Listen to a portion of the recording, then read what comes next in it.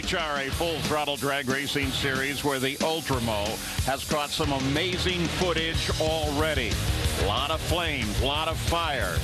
We welcome you to Chicago. This is the United Association Route 66 Nationals. I'm Paul Page, Mike Dunn, Gary Gerald, and Dave Reef. We're expecting a beautiful day, and Robert Height is going to be going for 4 in a row when Funny Car rolls out.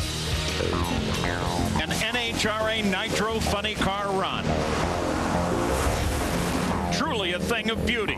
But when something goes wrong, it can be sheer mayhem. What causes a funny car explosion?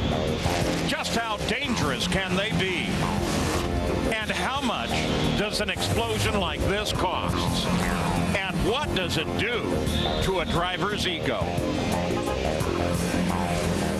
Yeah, but funny cars still attract some fairly amazing people to drive them. That's the hospitality area for the funny car of Matt Hagan. And, of course, Antron Brown has his pit over alongside that as well. Matt Hagan's one of the young guns, along with Ashley Forrest Hood and Dan Wilkerson. We caught up with them as they talked about wild rides. You know, you've been starting to drive this funny car and doing a great job at it, man. I know you had a pretty nasty ride a while back. What was that like? That was really helpless. Probably about like your deal at Charlotte. Right. Man, it went from I got this to I don't got this. I mean, your wheels fell off, so fast. Yeah, they're totally gone.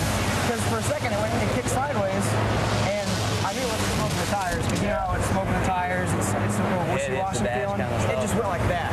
So I knew there was something wrong, but I felt I could fix it. And I cranked the wheel, and it wasn't fixing. And I was just helpless the whole time. It was a miserable feeling. You popped right out of that thing, man. You know, everybody was like, "Oh man, you know, this kid's gonna be hurt," but yeah. you jumped right out of there. But I think, you know, we drive these funny cars, and it's one of those things that you drive them long enough, something's gonna happen. I mean, you've had some stuff like that go wrong. You know, I mean, what was that like for you?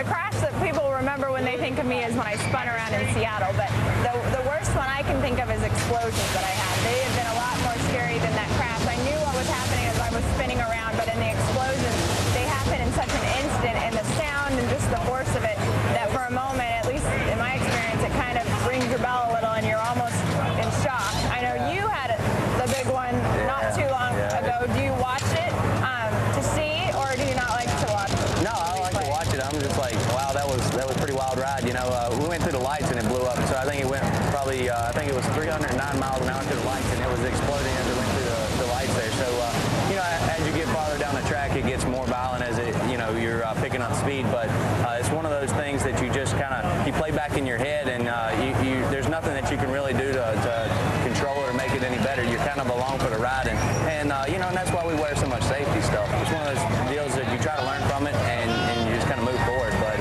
it's easy. You want to forget about it, but sometimes you got to take it in and learn from it.